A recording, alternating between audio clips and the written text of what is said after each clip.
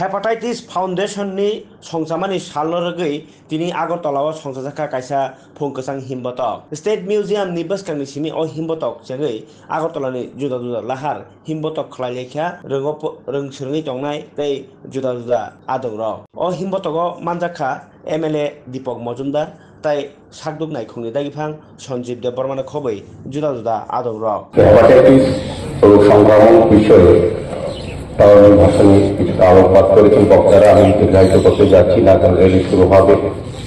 আমি বলবো যে এটা একটা সংক্রমণ থেকে রক্ষা করতে গেলে আমাদেরকে সর্বপ্রথম সচেতন হতে হবে। তার উদ্দেশ্যে র্যালি আমরা লক্ষ্য করেছি প্রতি বছরই প্রায় 1.3 মিলিয়ন লোক মারা যায় হেপাটাইটিস সংক্রমণের জন্য, এবং প্রায় 2.2 মিলিয়ন লোক সংক্রামিত হয়ে থাকে। এবং হেপাটাইটিস বি এবং সির কারণে প্রতি বছরই 35,000 লোক মারা যান এবং প্রায় 6,000 লোক মতো সংক্রামিত হয়ে থাকেন।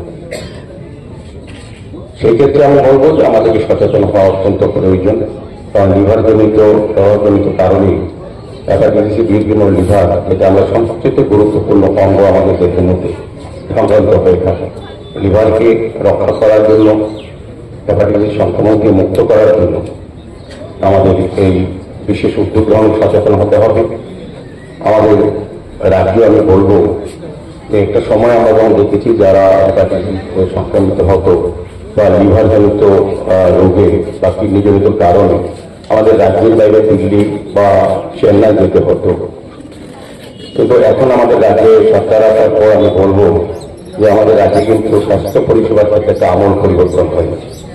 এখন কোটি রোগী, জটিল রোগের অপারেশনও এই রাজ্যে সংগঠিত হয়, এবং লিভার, কিডনি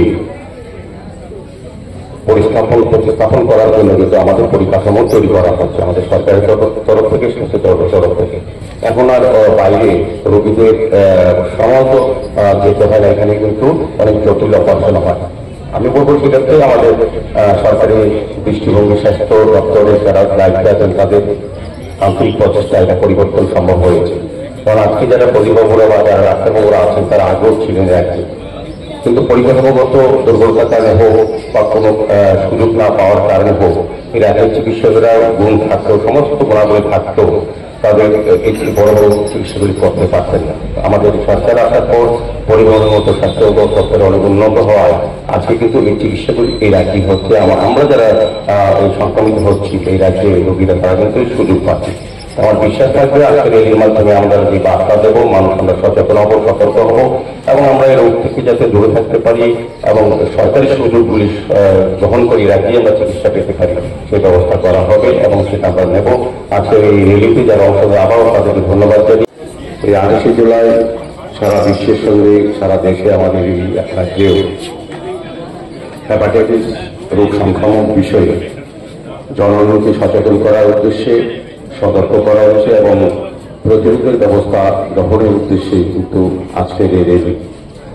এই র্যালিতে আমাদের মধ্যে উপস্থিত আছেন আমাদের পশ্চিম ত্রিপুরা সভাধিপতি, জেলা সভাধিপতি শ্রী হরিদুল্লাহ হাসি মহোদয়, আমাদের আগরতলা পৌরনগর আমার সাথী কর্পোরেটর শ্রীমতী বনমুক্তা প্রজাপতি মহোদয়া, এই সংস্থার মাননীয় সভাপতি এম.এল. ভৌমিক মহোদয়, এবং আমাদের ত্রিপুরা রাজ্য সরকারের স্বাস্থ্য অধিকর্তা ডক্টর সঞ্জীব দেববর্মা মহোদয় সহ বিশিষ্ট চিকিৎসক, প্রদীপ, এবং যারা আজকের এই র্যালিতে অংশগ্রহণ করেছেন, বিভিন্ন সংস্থা, ব্যক্তি, প্রতিষ্ঠান, এবং সর্বোপরি Tripura hepatitis foundation of Tripura যারা সম্মানীয় সদস্যগণ আছেন, এবং উপস্থিত সাংবাদিক বন্ধুরা, প্রত্যেক যে কারণে যে আমরা হেপাটাইটিস বি যে ভাইরাসের যে আবিষ্কারক ডক্টর বুম্বার, ওনার জন্মদিন, এবং ওনার জন্মদিনকে স্মরণ করার জন্যই আজকের দিনটিকে আমরা নানাভাবে বিভিন্নভাবে পালন করে থাকি।